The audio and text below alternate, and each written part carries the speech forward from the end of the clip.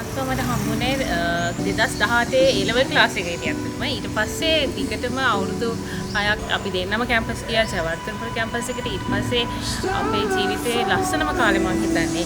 Challenges වලදී එයා සම්පූර්ණයෙන්ම මට වඩා ගොඩක් වෙනස් කෙනෙක්.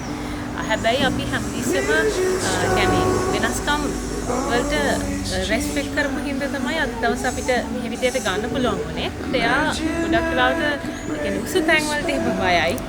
ඒ වගේම කැරපොත්තන්ට කැවති නැහැ චුට්ටක්වත්. හැබැයි මම එහෙම නෙවෙයි. මම රෝලර් කෝස්ටර් යන්න එහෙම මාරම ආසයි. හැබැයි අපි දෙන්න ඒ දෙකම බැලන්ස් කරගෙන ආපු ගමනක නව පටන් ගන්න. අපි මම හිතන්නේ යුනිවර්සිටි ලයිෆ් එක බැලන්ස් කරනවා කියන්නේ එයාත් මෙඩිකල් ස්ටුඩන්ට් කෙනෙක් විදිහට ලොකු අමාරු කාලයක්. මටත් එහෙමයි. මම සයන්ස් ස්ටුඩන්ට් කෙනෙක් විදිහට. එතකොට ඒක අපි බැලන්ස් කරගත්තා වගේ ඉස්සරහට අපේ ජීවිතේ බැලන්ස් කරගන්න පුළුවන් වෙයි කියලා.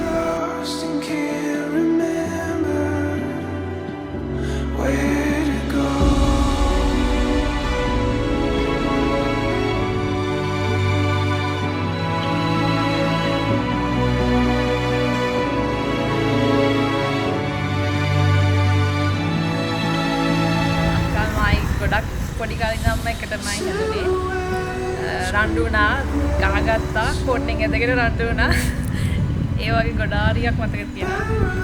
තාත්තා අපි දෙන්නට ඕන තරම් ගහලා තියෙනවා. පොඩි කාලේ වේවල් කඩලා හංගලක් තියෙනවා තාත්තා ඇත්තටම මේ ගහන්න අරන් යන නිසා.